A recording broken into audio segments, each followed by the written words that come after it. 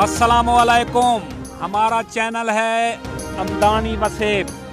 क्रेस्केल को बाल लग चुकी है और सीधा रबड़ी मर चुके हैं। देखिए हमारे न्यूज में, और कोरोना हो गया है क्रेस्केल को।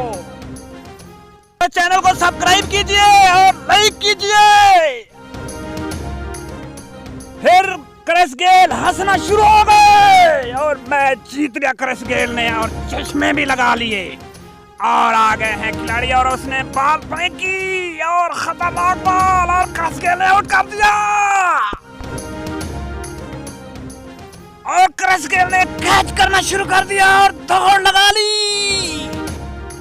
और क्रेस्केल ने दुआ मांगना शुरू कर दी अल्लाह ताला से, और गिर पड़े, मर गए।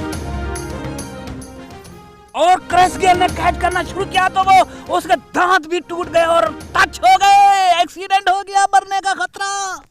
हमारे चैनल को सब्सक्राइब कीजिएगा और